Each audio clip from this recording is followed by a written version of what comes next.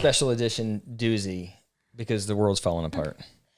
I thought when we hit 2021, for some reason, I was like, oh yeah, things are going to change. By the way, I got a really nice Christmas present. What do you think? It's from my sister-in-law. We've been waiting, like we've been doing these shrink wraps, really consistent, Starbucks every time, and so far we have not received a call yet from Starbucks. So if they don't, if Starbucks doesn't call soon, then we're both gonna be repping those mugs. I love them. Thank you, Elise and Michael. Anyway, we got to talk about who are these people that decided to storm the Capitol. I feel like this is mob mentality on steroids. And I know you talked about conspiracy theorists, but now I think we need to go into what you think about how people got into this mob like craziness. I don't know. Did you see the YouTube of what they were doing to Mitt Romney on the airplane? Yeah. Yeah. I mean, like, it's what is happening, people? So I don't know.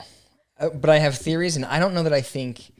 I have theories, and my theory isn't that it's just mob mentality. Like, let's just start with the people. So you should look it up. There's videos everywhere. If you Google Mitt Romney on a plane, you will see him sort of just waiting to getting ready to get on the plane and then being harassed, and then he's on the plane being harassed.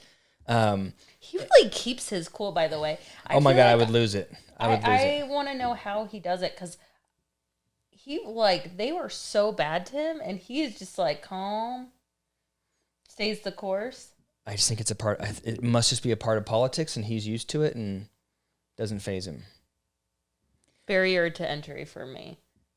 Oh, into politics? I feel like I would take someone out by their knees for I think so. Okay, so here's what I think, and you rein me in if you think I'm being nuts about it. Okay, because I've done a thing on conspiracy theories or theorists and what makes them, and I think all of that is true. The component of it that I think is most true is the part that they consistently feel disenfranchised. And I think there's a difference between being disenfranchised and being poor or being, unsuccessful or struggling or any of those kinds of things. The idea of disenfranchised, at least the way I'm defining it, is that you have the perception that you should be more.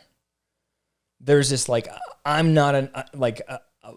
I'm doing everything right, and I have the skills, but for some reason I'm not successful. So I feel like also it's not just that, it's not fitting in to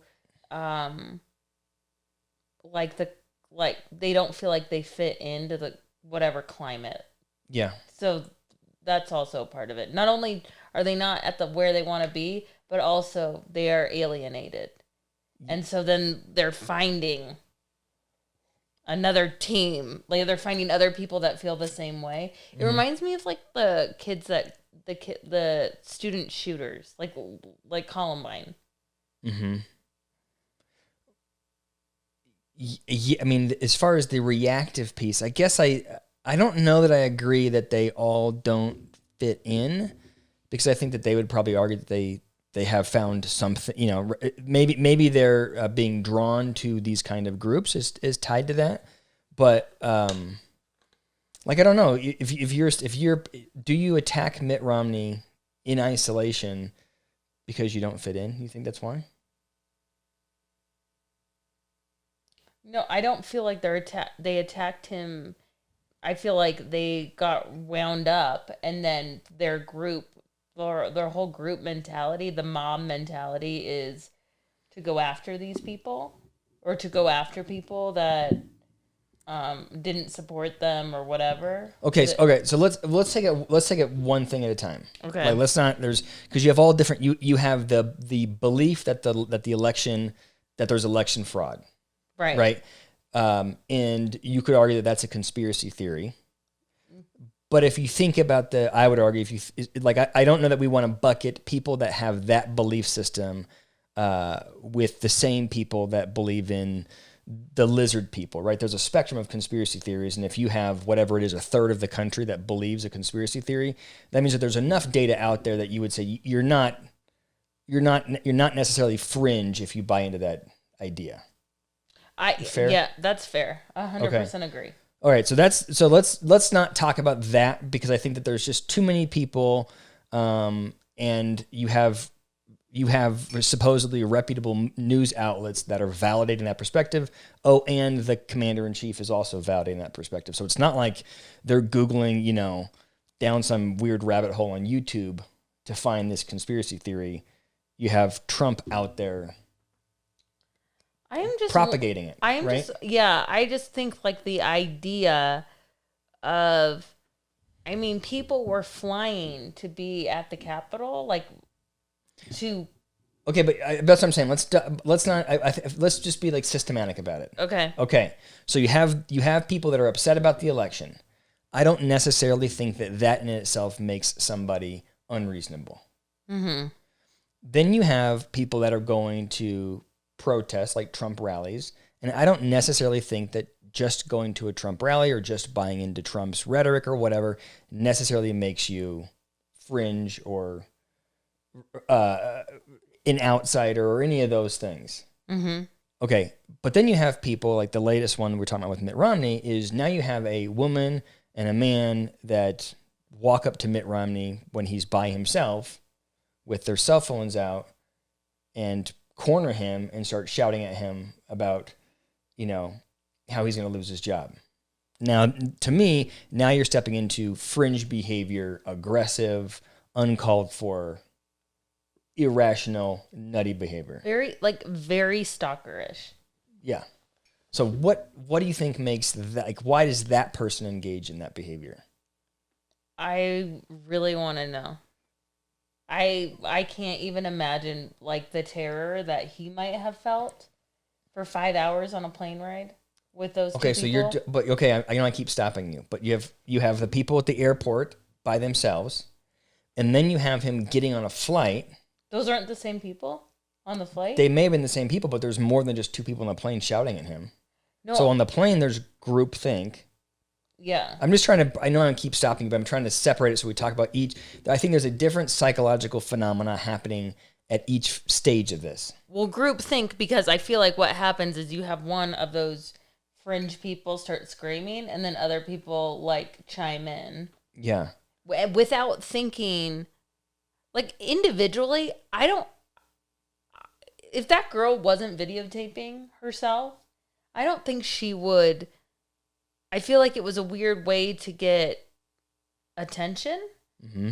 Because, like, could you imagine someone really wanting to terrorize someone else like that? Like, in her soul, like, let me make this person feel this frightened. So I think I'm powerful. Like, maybe I feel powerful. I think that's to me, that's a really good point.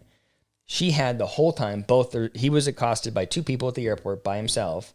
They both have their cell phones up, and they're both really happy to record it. There's a sense of, look at me, right? And so even though they're by themselves, I think they buy into this idea that they're part of a crowd, mm-hmm. right? They delude themselves into thinking everybody thinks like us because they have this phone and they think this massive audience, and there's no feedback loop to say, hey, most of the world thinks you're nuts for this particular behavior, right? It's just going to be validated by their particular fringe group of followers. Oh, and by the way, because what if I reversed it to her? Like, I was just some rando and just came up to her and just started screaming at her. Like, she'd for sure be less composed than Mitt Romney was. I know. She would have taken me out. She seemed very aggressive. Okay, so let's talk about the plane. So he gets on the plane. Uh-huh. Those two start yelling. They start recording it. Other people start chanting, right? The whole flight from I assume, Salt Lake City all the way to D.C., he's being harassed. Where are his noise-canceling headphones, by the way? He might have had them on. I don't know. I would have put those things on and just blasted some classical music. But what do you think the narrative is that the people shouting, what do you think they're thinking while they're shouting that at Mitt Romney? We're right. We're powerful. Yeah, we're powerful. Look, we're all against him. Look how weak you are. This is going to go viral on my phone. I might be famous. Trump might put me in his cabinet. Yes. I feel like it could go crazy. Right? But it's really probably 5 people on the plane, and the rest of the plane is thinking these are lunatics. They're just quiet, trying to read and ignore it. Oh my God. Where is the captain? Because I feel like captain should have been Law and Order on that. Captain, what is happening in this world? Anyway. All right, so now fast forward to what happened today. Okay, so now we're at the Capitol. Yes. Trump's leading a rally. Yes. You and I have talked about it, but he gives a impassioned speech. We're all going to walk to the Capitol, and then we're going to do what we need to do, or however he phrased it. He did not say, go into the Capitol, didn't say, let's be violent, didn't say any of that kind of stuff. He also didn't say, don't do that stuff, right? He said, we're going to go to the Capitol, and we're going to show that we don't believe in this election, and we're going to stand up for ourselves. It was stolen. Yeah. Yeah. All right, so the people go to the Capitol, and then it escalates to them going into the Capitol. So here's the part that I think is interesting, is I don't know. I keep hearing the media talking about this, and again, tell me if I'm thinking about this poorly. But you have these people that are breaking into the Capitol, going into I don't know what the room is where they're, what the voting room is, but they're sitting in into the chambers. They're sitting in the chairs. They're being incredibly disrespectful. And we're talking about it like this is the same kind of rebellion as the Boston Tea Party. And we're talking about like this is unprecedented, and these people and the people that are breaking into the Capitol are talking about how this is their right. It's a coup. They're going to take over. They're using these, I think, big and powerful words, and I think that their behavior matches those big and powerful words, and I think they have no idea that they're engaged in that. I don't feel like they thought it through, like, at all. Like, no. Once you got in there, then what? You sat in the speaker's chair? Like, what? I just think they're all in there. They're all in there. Look at me. Yes, they're all in there with their phones saying, look at me, look what I'm doing. It's not about some bigger movement. It's not about Trump. It's not, I don't think it's about any of that. These are disenfranchised people that have, I think, that have no momentum. And this is their one moment to be the center of attention. It's the analogy I always give about like the person, when you're at a stoplight and there's that person that's crossing and the light turns green and that person goes at a glacial speed across the intersection. And I always think like that person is probably not doing well. They're probably not happy with their life. So for this moment, they're going to hold up traffic as they meander across the street. That's what I think happened today. I think people got into the Capitol and they meandered around there because for this moment, they did something newsworthy. They were the center of attention. They can put it on their social media. And I think that's all the nuance that's there. Oh, I think you make a very good point. You agree? I agree. I don't feel like I'm pretty sure like, but then there was people that like who brought like guns, and those guys that were standing with those scary face masks. Like they went like I get the protest part. I do feel like people thought a few steps ahead, and then like all of a sudden a lot of people were in on it. Like, how did they even know? Like, were they talking to each other online or something? Like, hey, we're all I think that I did hear that there was the not taking down the Capitol, but the Trump rally was coordinated online. And, you could argue, every mainstream news outlet is definitely arguing that Trump, created the tension that could boil over in this way. I don't know that it was Trump's intention to have this. Like I was telling you, I think he incited it by the rhetoric and the tension and the pressure and the constant, us versus them mentality. His unending need, in my opinion, to divide the country. It's always us versus them. And I think over time that rhetoric led to more and more tension. But I think it's also unfair to say that he instructed it. He incited it, and he didn't stop it. But I also don't think that he instructed it. He didn't say, go do this, right? He just didn't step up the way he should have. It's just weird that, like, I feel like there's like a lack of critical thinking right now out there, that people went and did this. But I think they were disenfranchised. You have the social media aspect. Yeah. And also, like, it's just a lack of critical. I don't think next steps were thought. Like, so we storm. There's, like, no, like, coup plan in place. There's no military backing. Right. It's not. I think they think to themselves, we're going to storm. And I think that they think to themselves, we're making history. And they're proud of, we're making history. And our brother-in-law, Jordan, said it, I thought, really well. He called them cosplay assholes. And I think that is such a good description of what's happening. You have politicians over the last month that have engaged in my estimation, performative politics. No politician really thought that the election was going to be overturned. But they all scurry to their respective political sides and make an argument about what should happen. They all know it's done, but they have to perform in order to get reelected. And then you have a very small minority of the population that hears that and goes, I'm part of it. And they want to be part of it because they're disenfranchised. But it's cosplay. They don't really even know what it's not as meaningful as the things that have happened historically for them. But they're like, you see the pictures of them in the Capitol. They're not pushing for what they view as right, or they're not pushing for a bigger nothing. They're sitting there doing selfies in each office, and they're doing in the speaker's chair. It's like there's just zero sophistication, and so I find myself I know it's a big deal, but I'm also going like, it's a big deal, but these people that did it, they're not a big deal. And they're not serious, and they don't know what they're doing, and so I think it's, you know what I mean. Like it's hard for me to get too concerned. Well, I'm concerned because they shouldn't have been able to pull that off. I agree. Like people that just want to do selfies, like shouldn't be able to pull that off. What happened? Also, let's talk about. You've talked about narcissists, but I don't think you've gone into depth with narcissistic injury, and I think we are at narcissistic injury in the free world, like at a massive level. Agreed. And I do think that. But can you explain what a narcissist? Because I don't think you've ever done that. Explain what a narcissistic injury is. Narcissistic injury is just. I mean, it's like it's not like a professional term. But narcissistic injury just means that you have somebody who narcissists are narcissists. There's two types of narcissists.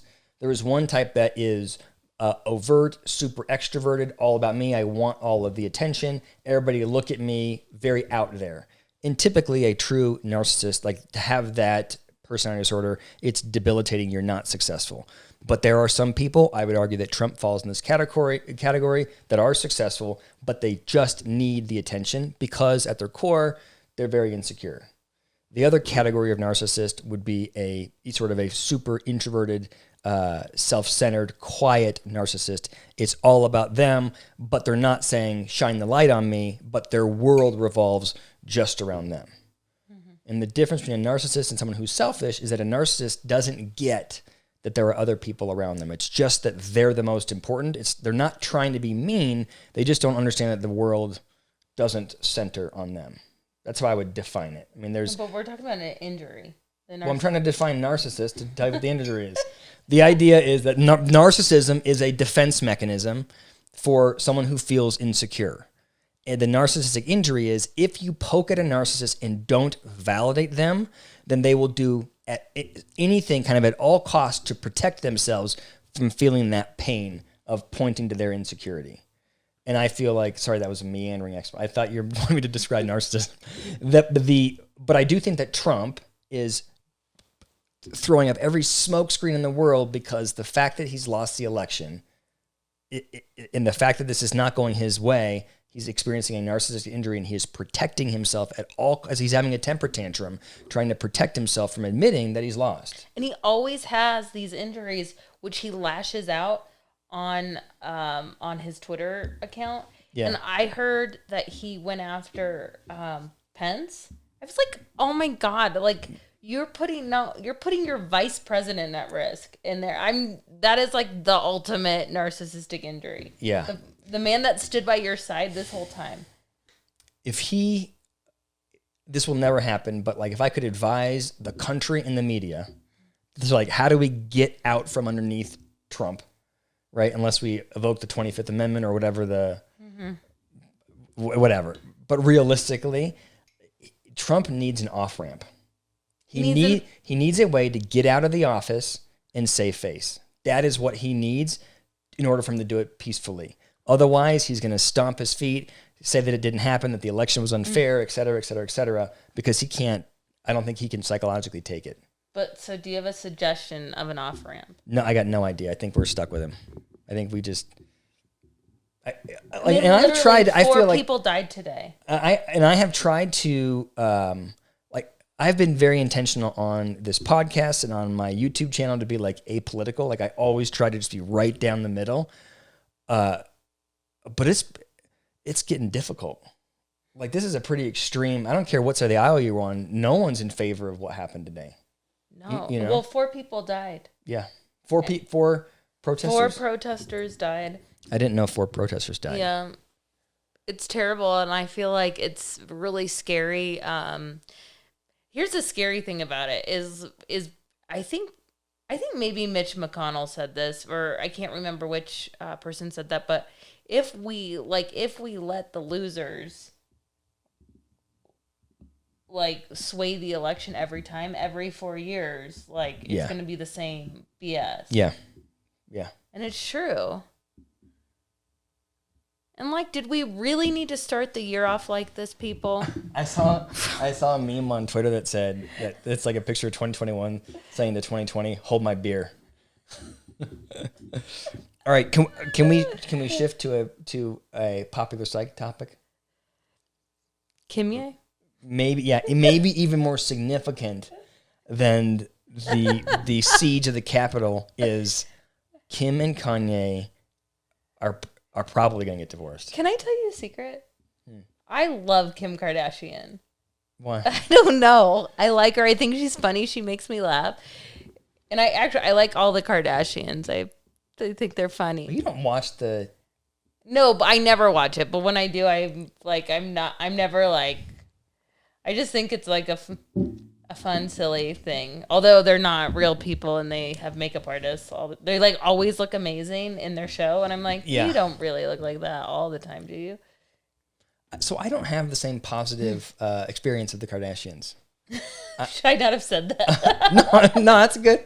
She also loves Britney Spears. Well, I like Britney because she's crazy. Here's all I want to say is Kim and Kanye's, their marriage working out or not working out is a 0 to me. I just don't care. But I do think that there's something wrong with the social influence that the Kardashians have had. Because so many people want to be like them and admire them, but I feel like besides financially, they're a wreck. Like they're not good role models. Like, do you want to be in one of their relationships? Would you want to be them? No. Kim's on divorce number 3. But she has 4 kids with Kanye. I mean, that would strain any marriage. I mean, everything I've been reading, I mean, it's funny. Everything I've been reading, apparently it's been an arrangement. Like, she's dating somebody else. He knew about it. Like, no, it's really no big deal for them. This is all, like, them. Oh, really? Because, like, I didn't realize that she was dating someone else and it's an arrangement. What's the arrangement? Like, we pretend to stay together so you can be crazy and talk bad about me? Because he, like, is so mean about her and she never is, like, mean about him. Well, they get... I mean, I don't know. He is, in my eyes, definitely bipolar, and I think it's not in control. She is, in my eyes, totally consumed with her. Like, I on paper, that doesn't look like a, ooh, that's going to last kind of relationship. Like, being back at her. Are they supportive of each other? Like, I would think that they're probably, like, intellectually supportive. Like, but I can't imagine that either of them necessarily have the capacity to be invested enough in the other one. That's probably where it would derail. I mean, I feel bad. Like I don't know Kim or Kanye, but they both seem very self-focused, and it may be difficult for them to really involve myself in the other. They can't be that self-focused with that many kids. How is she even dating someone with that many kids? I mean, I get that she has help, but like, really? Like, you got 4 and a 1-year-old. She's like in it right now. And she has to look so hot all the time. I feel like she did do something for women's bodies. Like the Kardashians being into having big butts and being I was going to say Hourglass? voluminous, but that means hair. But like they're not Curvy, stick figures, they're curvy. But there's like a word for that, right? I mean, they did do that, but also there's like a lot of fake things going. So I feel like it X'd it out. In aggregate, it's not good. Yeah. Yeah. All right, I don't have anything else to say other than I don't know. Not surprised, but I also don't think that they're malicious people. You know, maybe I don't know. I feel like Kim's really been pretty kind to him because he's been so mean to her. Like, I didn't know he'd been mean to her. Yeah, he like tweeted that he wanted to divorce her and that like all kinds of nasty tweets about her. I think he just gets manic and loses it. I think that would be hard to deal with. Someone that you don't know what you're going to get. Yeah, that unpredictable. Well, all right. Thank you. Thanks for listening to our impromptu shrink wrap. Have a good rest of the week.